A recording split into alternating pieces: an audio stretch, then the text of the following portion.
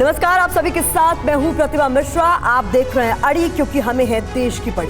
धरती के मध्य पूर्व में स्थित गाजा में छिड़े युद्ध को आज 48 दिन बीत गए हैं।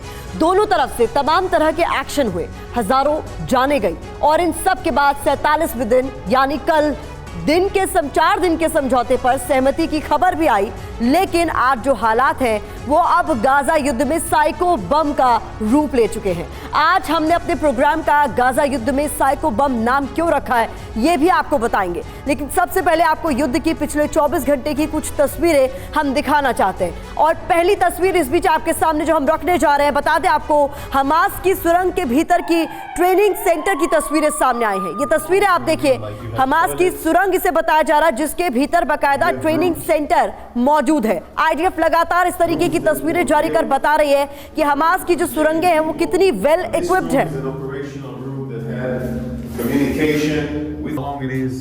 तो ये तस्वीरें आप देखिए, हमास की सुरंगों की लगातार तस्वीरें जारी की जा रही है। इससे पहले अल-शिफा अस्पताल के भीतर जो सुरंग मिली थी उसमें कई और चीजें मिलने का दावा किया जा रहा था। यहाँ पर आईडीएफ के एक सैनिक को आप देख रहे हैं जो बाकायदा सुरंग के एक कोने में जा रहा है और दिखा रहा है कि किस तरीके से रहने का पूरा इंतजाम इन सुरंगों में मौजूद है। साइड में बेंचेस लगे हुए हैं जगह जगह और बाकायदा बिजली का कनेक्शन आपको नजर आ रहा है। एसी भी इन सुरंगों के अंदर है।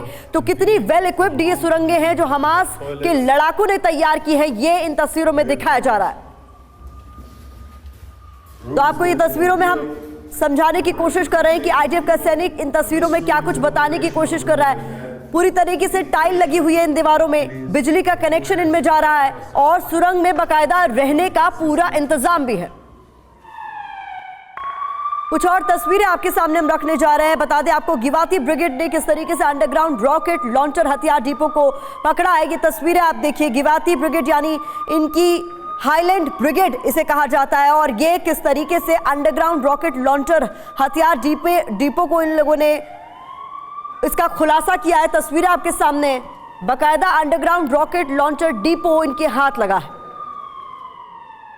तो गिवाती ब्रिगेड के एक्शन में ये तस्वीरें सामने आई हैं जिसमें आप साफ तौर पर देख सकते हैं ये अंडरग्राउंड रॉकेट लॉन्चर हथियार डिपो बाकायदा बनाया गया था। आईडीएफ के ऑपरेशंस में लगातार इन सुरंगों में क्या कुछ मिल रहा है, क्या कुछ बरामद हो रहा है, उसकी तस्वीरें जारी की जा रही। और इस बीच अगली तस्वीर आपके सामने जहां हमास के हथियार डिपो में आईडीएफ साफ तौर पर नजर आ रही है। आईडीएफ अलग अलग तरीकों से इन हमास के ठिकानों का पता लगा रही है और वहां से जो कुछ बरामद हुआ उसकी तस्वीरें भी जारी की जा रही है। तो ये हमास के हथियार डिपो यहां पर रखे जाते थे जिसका खुलासा आईडीएफ ने किया है।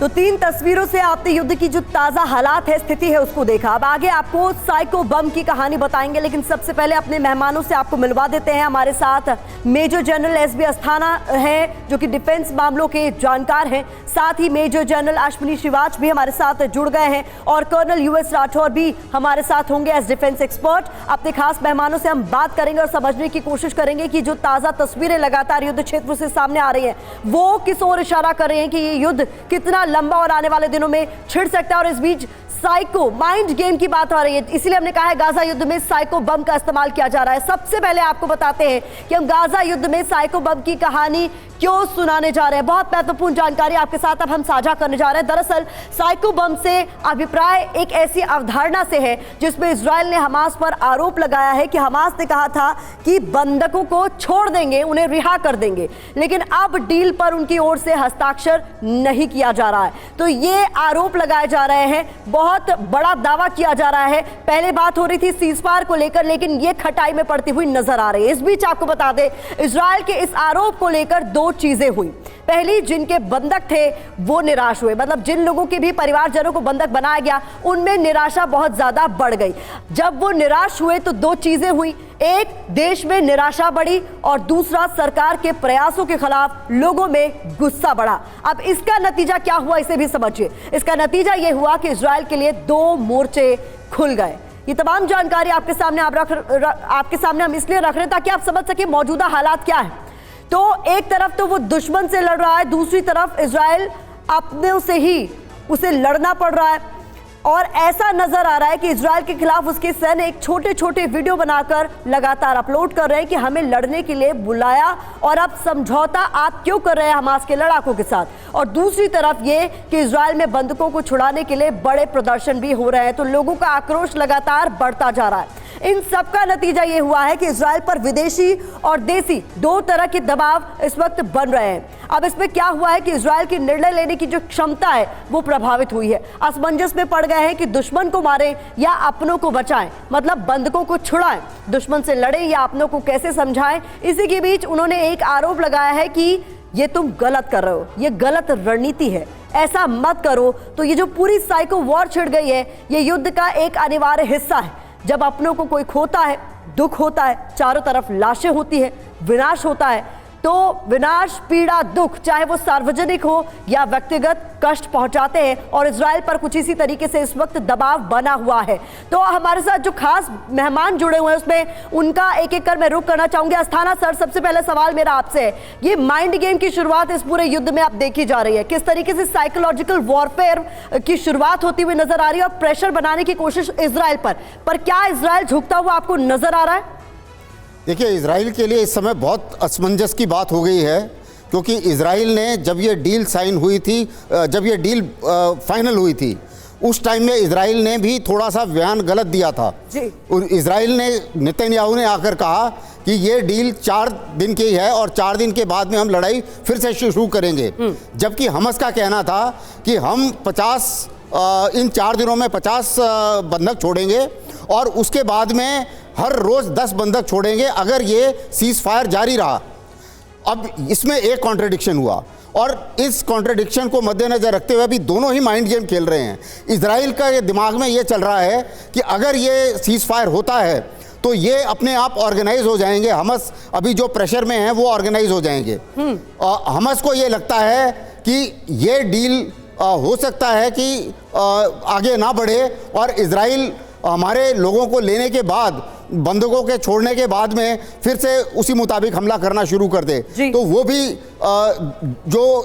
भी असमंजस में है। अब इजराइल की जो प्रॉब्लम है, जो उन्होंने जिस तरीके से शुरू किया था लड़ाई, इस लड़ाई में स्ट्रैटेजी आपने बिल्कुल सही कहा कि रणनीति गलत है। गलत इसलिए है क्योंकि अगर आपको पता है कि हमस टनल्स में है तो आप हवाई जहाज से क्या लड़ाई लड़ रहे हैं, और हवाई जहाज से जो आप मार रहे हैं वो तो सिविलियन ही मरेंगे, क्योंकि आप खुद बोल रहे हैं कि टनल जो है वो बिल्डिंग के नीचे हैं। तो जो हैंड टू हैंड लड़ाई होनी चाहिए थी उसके बजाय इसी रणनीति में हम कुछ हद तक बदलाव भी देख रहे हैं, क्योंकि वो खबर भी आगे दर्शकों को बताने वाले। लेकिन इसी रणनीति में एक बदलाव जरूर नजर आया कि हमास की सुरंगों में जो लड़ाके छुपे उन्हें फ्लश आउट करने का पूरा प्लान तैयार कर लिया गया और इस कड़ी में आगे भी बढ़ा जा रहा है। सिवात सर, आपसे मैं ये समझना चाहूंगी, वो एक कहावत है ना, adversity is opportunity in disguise, तो क्या आपदा को अवसर में बदल लिया है इजराइल ने? वो ये जानता है कि बंधकों का संकट तो उसके सामने डे 1 से खड़ा है, लेकिन इस दौरान उसके हमले नहीं रुके। किस तरीके से इस पूरे माइंड गेम में इजराइल आपको पावरफुल नजर आ रहा है सर?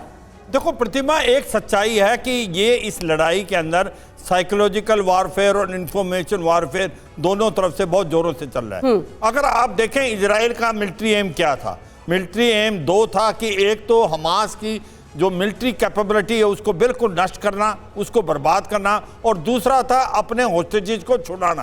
अब क्या जो पहला मिलिट्री कैपेबिलिटी हमास की खत्म हो गई है वो तो शायद नहीं हुई, 60-70% कह सकते हो, उसके अलावा नहीं हुई। तो क्या इस समय अगर वो सीज फायर करता है तो किसको ज्यादा फायदा है? ये सच्चाई है। अगर 4 दिन का सीज फायर होता है तो हमास जो कि अब बैकफुट पे था, उसके हथियार नहीं थे, अभी उसका म्यूनिशन खत्म हो गया था, उसको डीजल की जरूरत थी, हो सकता है ये 4 दिन में वो रिकूप कर ले। और यही डर इजराइल को लग रहा है। कहीं ना कहीं जो सेकंड थॉट इजराइल को आई है यही है कि कहीं गलत तो नहीं करे मिलिटरली कहीं गलत तो नहीं कर रहे कि अब हम ब्रीदर दे दें हमास को और हमास 4 दिन के अंदर रीऑर्गेनाइज हो जाए और फिर बड़ा मुश्किल हो। अब जो दूसरी तरफ से देखो कि क्या होस्टेजेस का भी तो एक डोमेस्टिक प्रेशर बहुत है, क्योंकि 250 के करीब जो आपके एक प्रकार के हॉस्टेजेस हैं, कहीं हमास उनको मारना स्टार्ट कर दे, वो नहीं आ रहे। तो डोमेस्टिकली जो नेतन्याहू है उसके पीछे 2 प्रॉब्लम है। एक तो वो इकोनॉमिकली अच्छा नहीं कर रहा था, जुडिशरी रिफॉर्म नहीं चल रहे थे, ऊपर से जो होस्टेजेज हैं इनको अगर नहीं छुड़ाया जाता तो इंटरनल तो ये बड़ा संकट हो सकता है। जी, जो मन important संकट है जी। मगर रखता है मुझे इजराइल अब ये सोच रहा है कहीं हम गलती तो नहीं कर रहे कि अगर हम होस्टेजेज को, उसको लगता है होस्टेजेज को मारेंगे नहीं। क्यों नहीं मारेंगे? हमास होस्टेजेज एक ट्रम्प कार्ड है, होस्टेजेज का ही फायदा उठा के हमास सीज फायर करेगा, हमास कुछ करेगा, इसलिए वो हमास अभी नहीं मारेगा। मुझे लगता है इजराइल, यानी आपके मुताबिक सर कहीं ना कहीं असमंजस की स्थिति में इजराइल आपको जरूर नजर आ रहा है। ठीक है, डील ना हो। जी राठौर सर, ये भी माना जा रहा है और तमाम एक्सपर्ट्स इस ओर भी इशारा कर रहे हैं कि अगर ये डील फाइनलाइज हो जाती, जिसमें युद्ध विराम की बात कही गई थी और उसके उसी दौरान कहा जा रहा था कि बंधकों की रिहाई भी की जाएगी और वहां से भी अपने कुछ लोगों को छुड़ाने की कोशिश हमास करता, क्या ये डील खटाई में पड़ गई है? इसमें फायदा किसका, नुकसान किसका देख रहे हैं? देखिए, इस डील के बारे में अगर किसी को आफ्टर थॉट है तो दोनों पक्षों को है। हमास ने तो साइन किए हैं डील के ऊपर, हमास टेबल पे बैठ के उसने निगोशिएट की है। अभी वहाँ जलन हो रही है हिजबुल्लाह को, इस्लामिक जिहाद को, डेमोक्रेटिक फ्रंट को, पॉपुलर फ्रंट को, कि जो इस डील के हिस्सा नहीं है। अगर वो डील के हिस्सा नहीं है तो कल क्या होगा, जब नॉर्मलाइज होगा तो हमास जो है गाजा और वेस्ट बैंक का एक छत्र राज्य करेगा। ये दोनों साइडलाइन में सारे करीब 10 हैं जो साइडलाइन में चले जाएंगे। तो जाहिर सी बात है इस डील से अगर कोई खुश नहीं है, वो ईरान है, वो सीरिया है, वो लेबनान है और वो सारे सपोर्टिंग एलिमेंट्स हैं जो अभी तक हमास की सहायता कर रहे थे। दूसरी चीज़ क्या आ रही है, इजराइल के साथ अगर ये डील एक बार शुरू हुई तो इसकी अनएंडिंग स्टोरी होगी। 50 जो छोड़े गए हैं उसके बाद जो रिश्तेदार हैं, नातेदार हैं, वो फिर प्रेशराइज करेंगे कि आप डील करो। लेकिन यहाँ एक बात मैं प्रतिमा और बताना चाहूँगा, गवर्नमेंट ने इजराइल के जरूर फाइनल कर दी है डील, लेकिन ये सुप्रीम कोर्ट में है, वहाँ पे इस डील के खिलाफ रिट गई हुई है। वो भी एक इशू है जो कि सुप्रीम कोर्ट ने उसको या तो रिजेक्ट करे या उसको एडमिट करे। तो ये सिचुएशन एक है। अब हमास को हम एक चीज से हमें जानना चाहिए और ये चीज सबको पता होनी चाहिए कि एक टेररिस्ट ऑर्गेनाइजेशन, एक सॉवरेन स्टेट इजराइल, कतर और यूएस के साथ एक ही टेबल पे बैठ करके टर्म्स डिक्टेट करता है। कहता है नो फ्लाई जोन, आप यहाँ ये नहीं करेंगे, रोज हमको इतने ट्रक फ्यूल चाहिए, ह्यूमैनिटेरियन एड चाहिए और हर दिन मैं ये छोड़ूंगा। आज उनके 3 बजे, मतलब हमारी 6:30 बजे सुबह से ये डील शुरू हो गई है। बड़ी बात आप कह रहे हैं। नॉर्थ में लेबनान ने अटैक बंद नहीं किए। बिल्कुल सर, इंपॉर्टेंट बात आपने कही। अब देखिए, इन सब के बीच में एक राष्ट्र को खड़ा होकर सोचना पड़ता है कि वो क्या करे ऐसी स्थिति में, जिस तरीके के हालात इस वक्त बने हुए हैं। ऐसे में इजराइल ने 2 चीजें की जो आपको हम बताने जा रहे हैं। उन्होंने कहा कि बंधक छोड़ने पर शर्त सहित काम होगा, बंधकों को छुड़ाने के लिए। दूसरी तरफ इजराइल की खुफिया एजेंसी मोसाद से नेतन्याहू ने कह दिया कि पूरी दुनिया में जहां भी हमास के लड़ाके हैं, उनके लीडर्स हैं, उन्हें खोज खोज कर खत्म कर दो। तो ये भी साफ कर दिया गया। अब इससे युद्ध का भविष्य साफ तौर पर नजर आ रहा है कि बंधक भी छुड़ाएंगे और गोली भी चलाएंगे। यानी हमास का विनाश और फिलिस्तीन का मुद्दा, ये 2 अलग अलग चीजें हैं। यानी आम नागरिकों के लिए वो सुविधा है, वो निर्दोष है क्योंकि इसलिए उनके लिए सुविधा है, लेकिन हमास की तो हत्या होकर रहेगी, उसका खात्मा होकर रहेगा। ये बिल्कुल इस युद्ध के दौरान साफ कर दिया गया है। और इस बीच अब कुछ तस्वीरें आपके सामने हम रखने जा रहे हैं जो युद्ध क्षेत्र से लगातार सामने आ रही है और किस तरीके के हालात इस वक्त ग्राउंड जीरो पर है, ये बता रही है। पहली तस्वीर जो आपके सामने हम रख रहे हैं, ये आप देखिए, घर में जो गाड़ियां खड़ी थी उनके भीतर से भी हथियार बरामद किए गए हैं। तो अलग अलग इमारतों के आसपास जो गाड़ियां पार्क की गई थी उसमें जब तलाशी ली गई तो क्या बरामद हुआ, ये तस्वीरों में देखिए। बताया जा रहा है कि घर में खड़ी गाड़ियों के अंदर से भी हथियार बड़ी तादाद में बरामद किए गए हैं। ये देखिए आप तस्वीरें।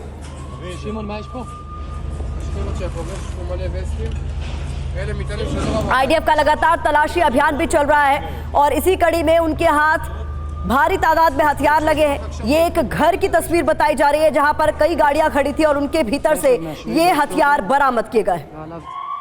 अगली तस्वीर आपके सामने हम रख दें, जहां मस्जिद के नीचे सुरंग में साजिश का व्हाइट बोर्ड, ये हथियार गोदाम बताया जा रहा है। ये भी तस्वीरें आप देखिए, ये मस्जिद के नीचे बताया जा रहा है कि एक सुरंग मौजूद थी और इसमें अब आपको वो व्हाइट बोर्ड दिखाएंगे। बताया जा रहा है कि ट्रेनिंग के लिए भी इसे इस्तेमाल किया जा रहा था और तमाम जानकारी इसको लेकर सामने आ रही है। तो अलग अलग ठिकानों पे सुरंगें तैयार की हुई हैं।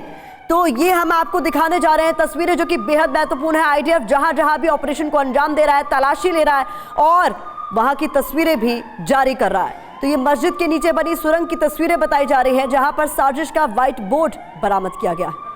बताया जा रहा है कि यहां पर हथियार गोदाम भी मौजूद था।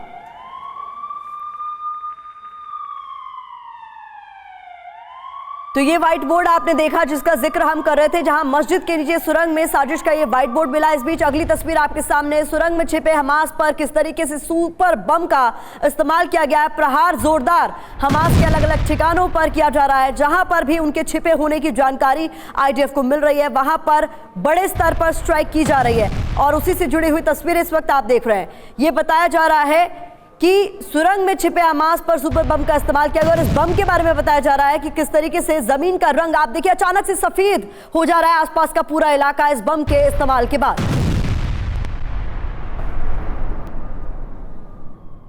कुछ और तस्वीरें भी आपके सामने हम रखने जा रहे हैं। बता दें 300 हमास लड़ाकों पर बम पहले बरसाया गया और उसके बाद तलाशी ली गई। कुछ इसी तरीके से अपने पूरे ऑपरेशन को आईडीएफ की ओर से अंजाम दिया जा रहा है, जहां पर हमास लड़ाकों के ठिकानों का पहले पता लगाया जा रहा है, फिर उस पर बम से प्रहार किया जा रहा है और उसके बाद आखिर में भी तलाशी ली जा रही है, यह जानने के लिए कि इनका पूरी तरह से सफाया हुआ है या फिर नहीं।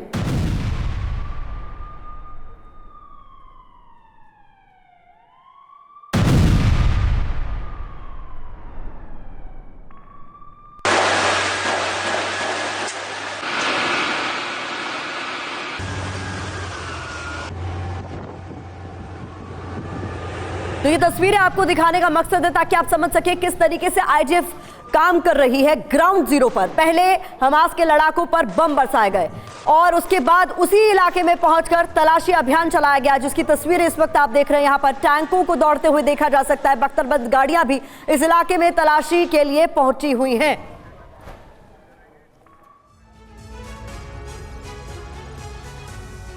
तो ऐसा करके एक counter psycho war attack Israel Hamas पर स्टार्ट कर रहा है और वो पहचान कर रहा है, वो अटैक कर रहा है। आपको बता दें क्या कुछ अब तक एक्शन लिए गए हैं। काउंटर साइको वॉर अटैक शुरू कर दिया गया इजराइल की ओर से और बताया जा रहा है इसी कड़ी में हमास पर काउंटर साइको वॉर की शुरुआत हो चुकी है और वो किस तरीके से हुई है ये आपको समझा देते हैं। पहले वो पहचान कर रहा है, उसके बाद वो अटैक कर रहा है, सुरंगों का पता लगाया जा रहा है, उन्हें तबाह किया जा रहा है, जगह जगह तलाशी अभियान चलाया जा रहा है। हमास की सच्चाई दुनिया भर के सामने रख रहा है क्योंकि जो सैनिक हैं उनके वो अलग अलग जगहों पर पहुंचकर वीडियो बना रहे हैं और दुनिया के सामने ये वीडियो रख रहे हैं। तो यही समझाने की कोशिश कर रहे हैं कि किस तरीके से इजराइल काम कर रहा है। तो पहले हमने आपको तस्वीरें दिखाई और क्या इजराइल की स्ट्रैटेजी इस पूरे युद्ध में नजर आ रही है, अपने मेहमानों से भी समझने की कोशिश करते हैं। अस्थाना सर, किस तरीके से इसको देखते हैं कि ये साफ कर दिया गया है, नेतन्याहू ने भी साफ कर दिया है कि कोई भी कहीं भी छिपा हो उसे मार कर खत्म कर देना होगा और कहीं ना कहीं उसी रणनीति पर आगे बढ़ता हुआ नजर आ रहा है क्या इजराइल? देखिए, इजराइल जिस हिसाब से उन्होंने जो स्ट्रेटजी बनाई थी, जितनी ये वीडियोस आपको दिखा रहे हैं और जितना इंफॉर्मेशन वॉरफेयर से दिखा रहे हैं, वो एक तरीके से जस्टिफाई करने की कोशिश कर रहे हैं कि हमास को मारने के लिए या हमास को बर्बाद करने के लिए ये सारे जो कदम मैंने उठाए हैं वो किसी तरीके से जस्टिफाइड हैं। लेकिन कुछ चीज़ें ऐसी हैं जो अभी और मैं आपको इसमें थोड़ा सा ऐड करना चाहूँगा। सबसे पहले एक पॉलिटिकल कंपल्शन भी बहुत बड़ा है नेतन्याहू के सामने। अगर लड़ाई बंद होती है तो नेतन्याहू की कुर्सी खतरे में है क्योंकि उससे कई सारे सवाल पूछे जाएंगे। पहली बात सर, यही देखिए ना, जो तस्वीरें इस वक्त हम स्क्रीन पर दिखा रहे हैं इसमें साफ तौर पर नजर आ रहा है सैनिकों ने ही ये वीडियो बनाई है जिसमें साफ तौर पर ये बताने की कोशिश हो रही है कि देखिए वो गाड़ियां जो इमारतों के आसपास खड़ी हैं, वहां पर भी घरों के आसपास खड़ी हुई गाड़ियों में हथियार बरामद किए जा रहे हैं। तो कहीं ना कहीं काउंटर साइको अटैक इसे कहा जाएगा इजराइल का।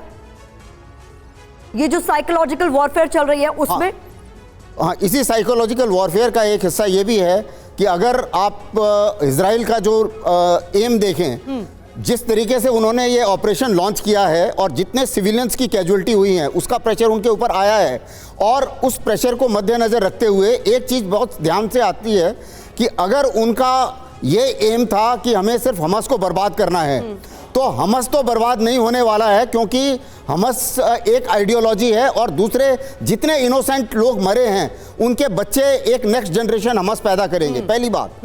दूसरी चीज़ ये है कि जिस तरीके से बर्बादी हुई है उससे ये लगता है कि शायद इजराइल के जो एम है, जो उसने बोला नहीं है, वो ये है कि गाजा को इस तरीके से बर्बाद किया जाए कि वहां पर कोई ना रह पाए भविष्य में। ये दूसरा एम था। और इस चीज को मद्देनजर रखते हुए वर्ल्ड में काफी उनकी क्रिटिसिज्म हो रहा है, क्योंकि इस लड़ाई में औरतें और बच्चे जो 1.5 महीने में मरे हैं, उतने यूक्रेन वॉर में 1 साल में नहीं मरे। तो इस चीज का प्रेशर काफी बड़ा है और इस चीज में कहीं ना कहीं इजराइल थोड़ा पिछड़ता नजर आ रहा है, क्योंकि हमास का क्या एम था? अगर आप देखें, हमास ने इजराइल को एक की जो उसकी रेपुटेशन थी उसको धक्का पहुंचा दिया। एक जो पैलेस्टीनियन कॉज है उसको फोरफ्रंट में ले आया। 2 जो उसने बंधक बना लिए, उससे वो नेगोशिएटिंग पावर में है। 3 और उसके बाद में जो लोग मर रहे हैं, इजराइल जो हमास है वो टेरर ग्रुप है, उसे नहीं परवाह कि कितने आदमी मर रहे हैं, उससे उन्हें कोई खास फर्क नहीं पड़ता। सर ये देखिए, ये जो युद्ध रणनीति है वो किस तरीके से इस पूरे युद्ध के दौरान बदलती हुई नजर आ रही है, एस्केलेट होता हुआ पूरा मामला नजर आ रहा है। अब ये देखिए, हमास के खात्मे के लिए बाकायदा जो प्लान इजराइल ने बनाया है, समुद्र को ही बम की तरह इस्तेमाल कर रहा है। दरअसल हमास की सुरंगों को फ्लश आउट करने की पूरी प्लानिंग इजराइल के सामने आई है, जहां पर उन्हीं सुरंगों को जिनको अब तक हमास अपनी ताकत मानता रहा है, उससे उन्हें कैसे बाहर निकाला जाए, या फिर अगर वो बाहर नहीं निकलते हैं तो उसी में उनका खात्मा कैसे कर दिया जाए, उससे जुड़ी हुई तस्वीरें इस वक्त हम दिखा रहे हैं। ये बड़ी बड़ी मोटी मोटी पाइप्स आपको जो नजर आ रही है, इसके जरिए समुद्र का पानी इन सुरंगों में भरा जा रहा है, ताकि इसमें अगर कोई भी हमास का लड़ाका मौजूद है तो उसका बचना मुमकिन ना हो सके। हमास की सुरंग में इजराइल का समुद्र बम, उससे जुड़ी हुई तस्वीरें आपको दिखा रहे हैं और ये समझाने की कोशिश कर रहे हैं कि किस तरीके से इजराइल इस पूरे टनल का जो टेरर नेटवर्क है उसको खत्म करने के लिए आगे बढ़ रहा है। तो अश्विनी सर, किस तरीके से आप देखते हैं ये समुद्र बम का इस्तेमाल किया जा रहा है, बाकायदा समुद्र के पानी को इन सुरंगों में भरने की कोशिश इजराइल की? देखो, मुझे लगता है प्रतिमा, जो मिलिट्री एम बनाया था इजराइल ने, इजराइल उसी के तहत चल रहा है। और ये शक था, डर था कि 500 से ज़्यादा टनल हैं गाजा पट्टी में और इजराइल की फौज की बहुत ज़्यादा कैजुअलिटी होंगी। मगर ये सच्चाई है कि इजराइल की फोर्स एक प्रोफेशनल है और जो उसकी इजराइल डिफेंस फोर्सेज ने बड़ी बेखूबी से ऑपरेशन प्लान बनाया और ये बेवकूफ़ी ना करके कि टनल में घुसने की कोशिश करें, क्योंकि वहाँ पर ये लड़ाकू पहले ही तैयार थे। इसकी बजाय उन्होंने ऐसा किया कि कहीं ना कहीं टनल को आप एक प्रकार अनऑपरेशनल बना दो। और वही बात आप इशारा कर रहे थे प्रतिमा, कि एक तो वाटर कैनन का इस्तेमाल किया, समुद्र से पानी लेके टनलों में भर दिया जिससे टनल में नहीं पाए। दूसरा, एक स्पॉन्ज बॉम्ब का इस्तेमाल किया। स्पॉन्ज बॉम्ब से क्या होता है, एग्जिट एंट्री बंद हो जाती है और वहां पर घुटन पैदा होती है। तो मुझे लगता है ये कार्रवाई इन्होंने बहुत अच्छी नहीं। अगर आप देखें इजराइल डिफेंस फोर्सेज की जो कैजुअलिटी शुरू में हुई, जो 7 अक्टूबर को हुई, उसके अलावा उसकी कैजुअलिटी बहुत कम हुई। और आप देखो, बिल्टअप एरिया की लड़ाई आसान नहीं होती, अटैकर जो है उसकी कैजुअलिटी ज्यादा होती है, डिफेंडर की कम होती है। मगर इजराइल ने बड़े ही, मैं कहूंगा प्रोफेशनल वे से इजराइल ने वो हम लगातार दिखा भी रहे हैं। मगर एक चीज का ध्यान रखो, मुझे लगता है जो हमास है वो जो टाइम बाय करने की कोशिश कर रहा है ना, ये एक बड़ी सोची समझी साजिश है कि किसी तरीके से उसको 4 दिन मिले, 4 दिन मिलके। ठीक है सर, यहाँ पर यह भी महत्वपूर्ण हो जाता है अपने दर्शकों को बताना कि अब तक जिस तरीके से सुरंगों के खिलाफ पूरा ऑपरेशन छेड़ा हुआ है आईडीएफ के जवानों ने और इन हमास लड़ाकों को खत्म करने की पूरी प्लानिंग है, उसके तहत ये बड़ी जानकारी भी सामने आई कि अब तक करीब 400 टनल्स को पूरी तरीके से खत्म कर दिया गया है। तो किस स्ट्रैटेजी की तरफ आगे बढ़ते हुए इनको देखा जा रहा है, राठौर सर, ये भी समझना जरूरी होगा, जिसके लिए अलग अलग तरीके अपनाए जा रहे हैं, जैसा कि जिक्र किया गया स्पॉन्ज बॉम्ब का इस्तेमाल हो या फिर अब समुद्र का पानी इन सुरंगों में छोड़ा जा रहा है। देखिए प्रतिमा, समुद्र का पानी सबसे आसान है क्योंकि ये पूरा इलाका मेडिटेरेनियन सी के पास है, मीन सी लेवल पे है और ये सुरंगें 20 मीटर नीचे हैं। तो मीन सी लेवल से जैसे पानी छोड़ा जाएगा तो इसमें दौड़ के भरेगा और इसके भरने से क्या फ़ायदा होगा कि जहाँ जहाँ सुरंग गई है वहाँ से पानी बाहर निकलेगा और वो पानी निकलने से आप सुरंग को ट्रेस आउट कर सकते हो। सुरंग में जाना बिल्कुल एडवाइजेबल नहीं है, वो सुरंग को आप इनऑपरेटिव कर दें पानी भर के और ऊपर से आपने सुरंगों को बुलडोजर के तरीके से आपने बड़ी बात कही है, मार दिया है। अब वो चीज़ उनके लिए ख़त्म है क्योंकि हमास के लिए सुरंग छिपने का ठिकाना ठीक थी, एयर बम्बार्डमेंट से बचने के लिए ठिकाना ठीक थी, लेकिन वहां से निकलकर जब दुश्मन आपके सर पे हो तो लड़ने के लिए सुरंग ठीक नहीं है। अभी वो सिचुएशन उलट गई है, या तो आप छिपो या बाहर आके निकलो और मारे जाओ। ये लगातार साफ होता भी रहा है सर। अलग अलग अपडेट्स के जरिए हम दर्शकों को बता भी रहे थे कि आईडीएफ को ये बात भली बात ही पता है। तमाम इंटेल्स ये बताते हैं कि सुरंगें बहुत ज्यादा खतरनाक है और इनमें तमाम तरह के बूबी ट्रैप्स मौजूद हैं, जिसमें अगर आईडीएफ के लड़ाकों ने घुसने की कोशिश की तो ये उनके लिए घातक होगा। इसीलिए आपकी बात यहाँ पर इंपॉर्टेंट हो जाती है कि समुद्र का पानी न केवल इन्हें फ्लैश आउट करेगा बल्कि इनके एग्जिट एंट्री पॉइंट्स की जानकारी देगा, क्योंकि ये एक तरीके से ट्रेस का काम करेगा। इस बीच कुछ तस्वीरें अपने दर्शकों को जल्दी से दिखा देते हैं जो लगातार ग्राउंड जीरो से हमें मिल रही है। देखिए ये पहली तस्वीर, सुरंग से निकलते हमास लड़ाकों को देखा जा रहा है। ये बताया जा रहा है कि आईडीएफ ने इन्हें घेर लिया तो किस तरीके से सरेंडर करते हुए इन हमास लड़ाकों को इन तस्वीरों में देखा जा रहा है। ये आप देखिए हमास के अलग अलग लड़ाके जो हैं वो सुरंगों में छिपे बैठे हैं और ये सबूत सामने आया है पूरी दुनिया के सामने कि किस तरीके से हमास सुरंगों का बड़े स्तर पर इस्तेमाल करता आया है इजराइल के खिलाफ। ऐसे में इजराइल के टारगेट पर अगर कोई सबसे पहले है तो वो हमास के लड़ाकों की सुरंगें ही हैं। अगली तस्वीर आपके सामने जहां पर हमास का खुफिया हेडक्वार्टर उड़ा दिया गया है। ये तस्वीरें आप देखिए, ये तस्वीरों में नजर आ रहा है। बताया जा रहा है कि हमास का ये खुफिया हेडक्वार्टर था। हमास ने अलग अलग इमारतों में अपने सेंटर्स बना रखे हैं और इस पूरे इलाके में पहले कब्जा किया गया और उसके बाद इस पूरी बिल्डिंग को विस्फोटक से पाटने के बाद इसे उड़ा दिया गया।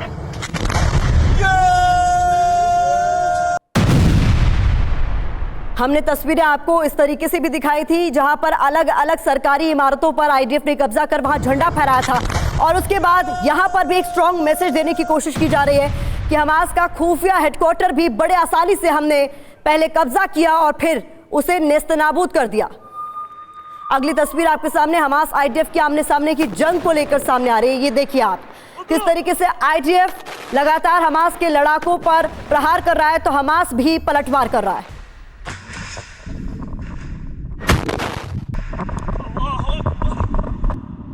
الآن الآليات مركبات تتقدم.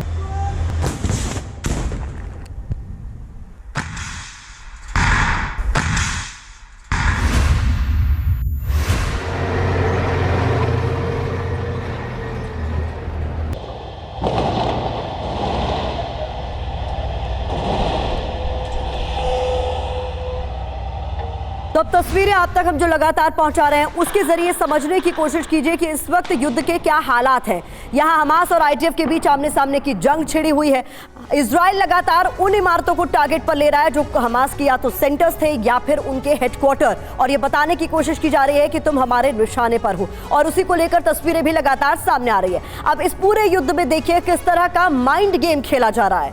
गाजा में हमास इजराइल को बंधकों के जरिए ब्लैकमेल करना चाहता है तो वहीं इजराइल मोसाद के जरिए काउंटर अटैक की तैयारी में है। एक तरफ इजराइल की जनता है तो दूसरी तरफ युद्ध चल रहा है और ये पूरा माजरा दुनिया के हर कोने में देखा जा रहा है। जो जहां बैठा है वो वहां से देख रहा है कि इस वक्त इस पूरे युद्ध में क्या कुछ हो रहा है, किस तरीके से माइंड गेम खेली जा रही है। गाजा युद्ध में साइको बॉम्ब की यही कहानी है, लेकिन इजराइल सिर्फ यही तक नहीं रुका, वो अब हूती और हिजबुल्लाह को भी मार रहा है। लेबनान में स्ट्राइक कर रहा है तो हूती की मिसाइलों को भी मार गिरा रहा है। जैसे यरूशलेम जाते वक्त इजराइल ने स्ट्राइक किया जिसमें अब्बास राड मारा गया जो हिजबुल्लाह के second in command Mohammad Raad का बेटा बताया जाता है। और इस बीच बता दें सिर्फ इजराइल ही नहीं, इजराइल का दोस्त अमेरिका भी हूती को बख्शने वाला नहीं है। लेटेस्ट खबर यह है कि हूती विद्रोही ने यमन से एक ड्रोन उड़ाया, लेकिन लाल सागर में मौजूद अमेरिकी डिस्ट्रॉयर यूएसएस थॉमस हडलर ने उसे हवा में ही नष्ट कर दिया, तबाह कर दिया। तो ये किस तरीके के जो अपडेट सामने आ रहे हैं इससे समझने की कोशिश कर रहे हैं कि कैसे अलग अलग मोर्चों पर इस वक्त इजराइल का साथ भी दिया जा रहा है और ये मैसेज देने की भी कोशिश की जा रही है कि तुम जहां भी छुपे हो तुम्हें मार गिराया जाएगा। अस्थाना सर, किस तरीके से ये जो पूरा इवेंट है इसे अनफोल्ड होते हुए आप देख रहे हैं और आगे आपको क्या लगता है ये युद्ध किस दिशा में जाता? अभी तो यही लग रहा है कि युद्ध और भीषण होगा, क्योंकि जो पैलेस्टीनियंस का साथ दे रहे हैं, चाहे कि वो ईरान के जो उनके सपोर्टर्स हैं, वो अलग अलग जगह अमेरिकियों के ऊपर भी हमला कर रहे हैं और अमेरिका भी उनको तबाह करने के लिए हवाई हमले कर रहा है। तो थोड़ा सा जो जो इसका एरिया है लड़ाई का वो थोड़ा बढ़ गया है। दूसरी बात ये है कि साथ ही साथ जो बंधकों का प्रेशर है, ये प्रेशर भी सभी लीडरों के लिए मुश्किल हो रहा है, अमेरिका में भी और इजराइल में भी। और जो बंधकों के रिश्तेदार हैं वो एक और प्रेशर क्रिएट कर रहे हैं। तो इन दोनों के बीच में तकलीफ में ये लोग अभी हैं कि डिसीजन इसको किस तरीके से आगे बढ़ाया जाए, क्योंकि हमास एक टेरर ऑर्गेनाइजेशन है और टेरर ऑर्गेनाइजेशन से डील करने के लिए जो ये पहले सोचा गया था कि सिर्फ हम लड़ाई के जोर पे या बल के जोर पे इस लड़ाई को जीत लेंगे, ये थोड़ा सा मेरे विचार से ज्यादा सोच लिया गया। क्योंकि ये कहना कि हम पूरी तरीके से बर्बाद कर देंगे, ये थोड़ा। और दूसरी चीज ये है कि जो स्ट्रेटेजी की जब मैं बात करता हूं, अभी आप देखिए हमास के लीडर कतर में बैठे हुए हैं, अभी तक किसी ने कोई सैंक्शन नहीं लगाई, हमास के लीडरों के ऊपर कोई प्रेशर नहीं है। तो जाहिर है कि कुछ ये जो रणनीति है, इस रणनीति में कुछ ऐसी चीजें भी हैं जो सभी एकदम सामने नहीं आई हैं। इजराइल का प्लान थोड़ा ज्यादा बड़ा था जो कि हम देख रहे हैं। सिवात सर, यहाँ पर ये भी मैं समझना चाहती हूँ और आप चाहूंगी कि दर्शकों को समझाएं, कई सारे ग्राउंड ऑपरेशंस को आपने भी बेहद करीब से देखा होगा, समझा होगा। जो युद्ध जमीन पर लड़ा जाता है उससे माइंड गेम, साइकोलॉजिकल वॉरफेयर उतना ही खतरनाक आपको नजर आता है या फिर उससे कहीं ज्यादा? देखो बिल्कुल दोनों चीजें हैं, ग्राउंड अटैक भी और साइकोलॉजिकल और इंफॉर्मेशन वार। देखो अगर आपका साइकोलॉजिकल इंफॉर्मेशन वार फेयर बहुत अच्छा है तो आप 30 से 40% लड़ाई बिना लड़े जीत सकते हो, और ये मेरे को लगता है दोनों तरफ से हो रहा है साइकोलॉजिकल वारफेयर। और एक ये सच्चाई है, ये जो लड़ाई है इसका मोड आप समझने की कोशिश करो। हमास ही एक दुश्मन नहीं है इजराइल और अमेरिका के लिए, हिजबुल्लाह और हौती रिबल भी हैं। ये समझो हिजबुल्लाह और हौती रिबल शिया मिलिटेंट हैं, ईरान ने उनको ट्रेन किया है और काफ़ी ताकतवर हैं हिजबुल्लाह अगर आप हमास के मुकाबले में करो। तो मुझे लगता है कि इजराइल हिजबुल्लाह को भी खत्म करेगा और हौती रिबल के पीछे अमेरिका जाएगा। क्या इसके अंदर ईरान आ सकता है इस लड़ाई में? मुझे नहीं लगता कि ऐसा होगा। ये लड़ाई रीजनल नहीं होगी। उसकी वजह यह है आप कह रहे हैं सर, क्योंकि अमेरिका ने 2 एयरक्राफ्ट कैरियर ग्रुप मेडिटेरियन सी में लगाए हुए हैं जिसके अंदर उनके 25 से 30 हजार सैनिक भी हैं। तो मुझे लगता नहीं ईरान की ऐसी हिम्मत होगी कि वो ऐसी नहीं रह जाएगा, रीजनल नहीं हो जाएगा। जो आपने बात कही उसी से जुड़ा हुआ सवाल राठौर सर आपसे भी है। इस पूरे युद्ध के दौरान अमेरिका की भूमिका को लेकर भी सवाल उठ रहे हैं। अमेरिका खुले तौर पर इजराइल का समर्थन कर रहा है और कई और देश भी इजराइल के समर्थन में खड़े नजर आ रहे हैं। अब ये सिचुएशन को वर्स करेगा, एस्केलेट करेगा, या फिर यहां पर स्ट्रॉन्ग मैसेज देने की कोशिश भी की जा रही है इन तमाम देशों द्वारा? देखिए प्रतिमा, यहाँ पर जो अमेरिका का स्टैंड है वो साफ है कि वो इजराइल की मदद करना चाहता है और हूती के खिलाफ उसके एक्शन इस बात की मांगी भी है। मैं उसे बताता हूं, लेकिन जो अमेरिका के सामने सबसे बड़ी प्रॉब्लम अभी आ रही है, जिस तरीके से डिप्लोमेटिक संबंध टूट रहे हैं। सर मैं आपको माफी के साथ रोकना चाहती हूँ, इस वक्त मथुरा से सीधे तस्वीरें आ रही हैं जहां पर